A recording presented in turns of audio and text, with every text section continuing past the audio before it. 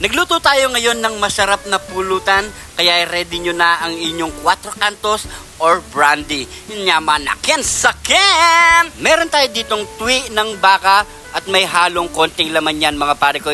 Napakulo na nga rin natin yan at malambot na. At nakaready na rin ang ating mga ingredients mga pare ko. So unang gagawin natin mga pare ko, hihiwain lang natin ng katamtaman yan para lang sa pampulutan mga pare ko. Shoutout nga pala kay Boss Dan Bondok ng UK at kay pare ko Jojo Jesus ng Marisol Angeles City at kay Ma'am Helen Orehashi ng Japan. Shoutout po sa inyo lahat mga pare ko. Gusto ko lang i-shoutout ang ating magigiting na OFW natin dyan mga pare ko.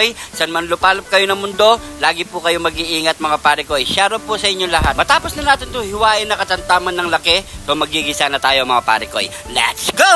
Ilagay na natin ang bawang, sibuyas, luya, at di mawawala ang kidlat ni Jun TV mga pare ko. Sabay na rin natin ilagay ang ating bagoong na ginisa. Gusto ko lang i-shoutout si Boss Romel Gopez ng San Fernando, Pampanga at kay Boss Paul Cura ng Angeles City. Maglagay tayo ng konting suka at sabay na natin ilagay ang ating tuwi ng baka. Yun, grabe.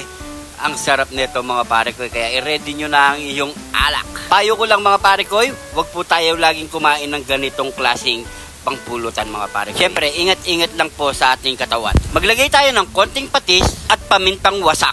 Imekos-mekos lang natin yan at saka na natin yan tatakpan mga pare ko. So maghintay lang tayo mga pare ko hanggat sa pumulutok.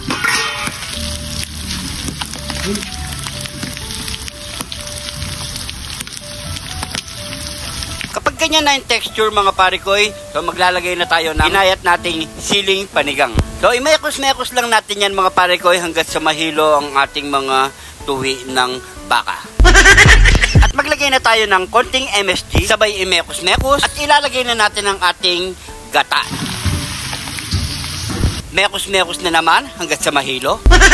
Sabay tatakpan na natin yan, antay lang tayo ng 5 minutes, all goods na yan mga pare ko. After 5 minutes mga pare ko, luto na ang ating ginataang tuwi ng baka.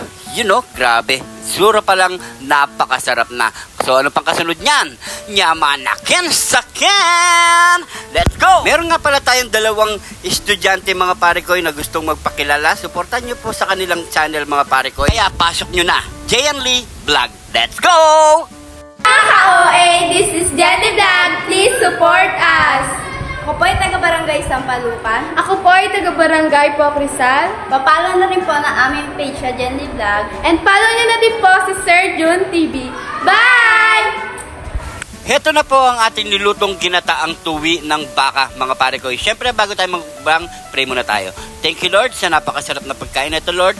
Bless na po yung viewers namin Lord. Bless na po yung sumusuporta sa amin Lord. Bless na po yung family at kalusugan namin Lord. In Jesus name, Amen. So meron din tayong kainin dito mga pare ko. Siyempre hindi natin ito uubusin at magtitira tayo para mamaya alam nyo na yon mga pare ko. Maghapag na kayo ng pagkain. Sabay-sabay po tayong kumain mga pare ko. Kain po! Cheers! Yun po. Grabe. Nyamanakin sakin!